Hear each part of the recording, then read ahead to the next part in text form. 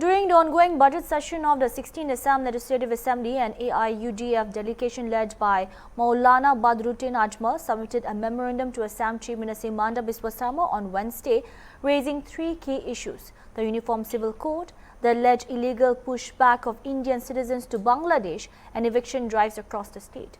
Speaking to reporters after the meeting, the Chief Minister, AIUDF President Badruddin Ajmal urged the state government to withdraw the proposed UCC, alleging that it was against humanity and not a truly uniform law.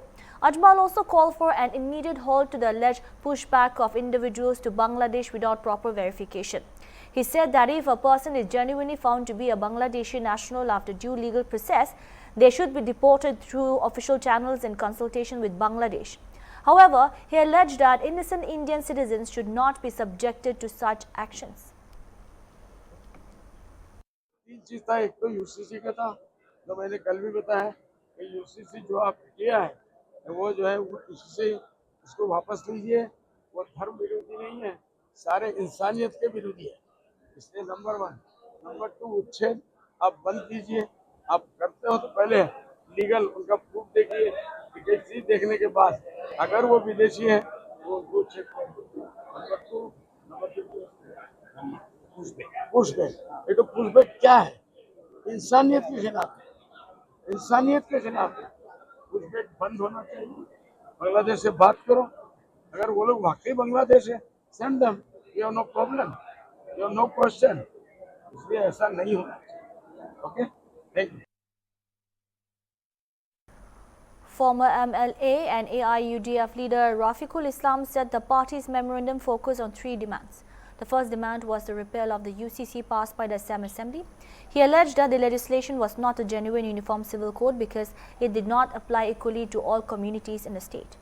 He said AIUDF had no objection to the deportation of foreign nationals after due legal verification, but opposed what it described as the illegal deportation of Indian citizens.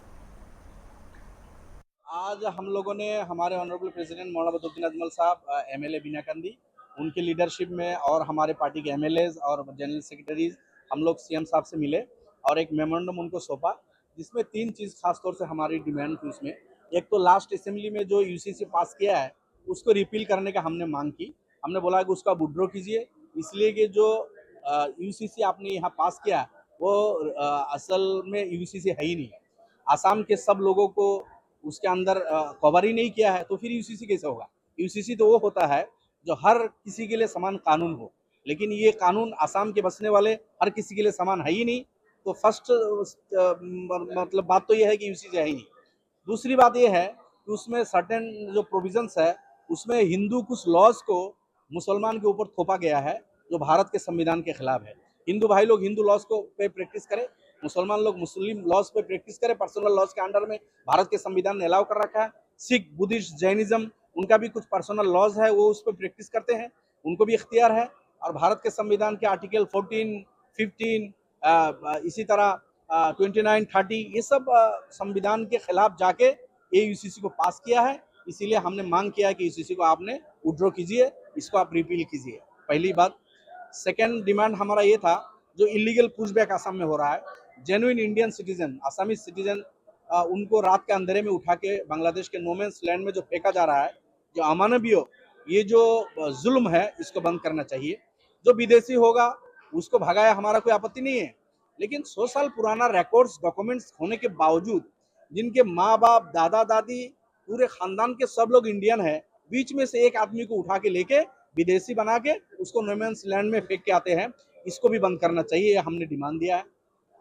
तीसरा demand हमारा ये था कि जो last 2 years में लाखों लोगों को बेघर किया है, इवेक्शन ड्राइव चला के उनको रोड का भिखारी बनाया है, उनको जमीन देने का, पट्टा देने का काम कीजिए, उनको रिहेबिलिटेशन का बंदोबस्त उनके लिए कीजिए। और आगे जो लोग सरकारी जमीन पे हैं, वो हिंदू हो या मुसलमान हो, उनको पहले जमीन का पट्टा दीजिए, रिहेबिलिटेशन का बंदोबस्त कीजिए। उसके बाद अगर आपको सरकारी जमीन खाली करना है तो कीजिए, आपत्ति नहीं है, लेकिन बिफोर रिहेबिलिटेशन लोगों का घर बार को तोड़ के जुल्म करना, ये मतलब माना नहीं जा सकता, इसको भी बंद करना चाहिए। हमने ये डिमांड दिया है। सीएम साहब ने हमारे इस मेमोरेंडम को एक्सेप्ट किया, लिया है।